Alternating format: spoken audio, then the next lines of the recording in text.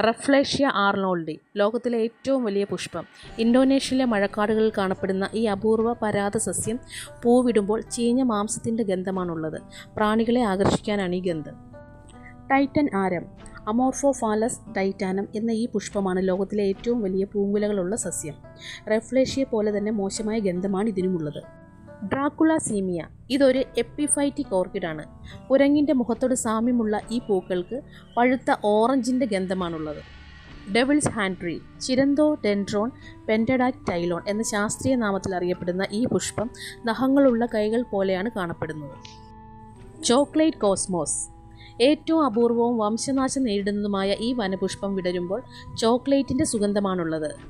മെക്സിക്കോയിലാണ് ഇത് കാണപ്പെടുന്നത്. Jade vine നഖത്തിൻ്റെ ആകൃതിയുള്ള ഈ പുഷ്പം നീല, പച്ച എന്നീ നിറങ്ങളിൽ കാണപ്പെടുന്നു. ഫിലിപ്പീൻസിലാണ് ജെഡ് വൈൻ്റെ ജന്മദേശം. Flying duck orchid Caleana major എന്ന ശാസ്ത്രീയ നാമത്തിൽ അറിയപ്പെടുന്ന ഈ പുഷ്പത്തിന് പറക്കുന്ന താറാവിൻ്റെ ആകൃതിയാണുള്ളത്. ഓസ്ട്രേലിയയിലാണ് സാധാരണയായി ഇത് കാണപ്പെടുന്നത്. മിഡിൽ മിസ്റ്റ് റെഡ് ചൈനയിൽ നിന്നും ഇംഗ്ലണ്ടിലേക്ക് കൊണ്ടുവന്ന ഈ പുഷ്പം ലോകത്തിലെ ഏറ്റവും അപൂർവമായ പൂക്കളിൽ ഒന്നാണ്. ലഭ്യതക്കുറവ് തന്നെയാണ് ഇതിൻ്റെ ഒരു കാരണം. ബ്ലാക്ക് ബാറ്റ് ഫ്ലവർ കറുത്ത വവ്വാലിൻ്റെ രൂപസാദൃശ്യമുള്ള ഈ പൂവ് തെക്ക് കിഴക്കൻ ഏഷ്യയിൽ കാണപ്പെടുന്നു.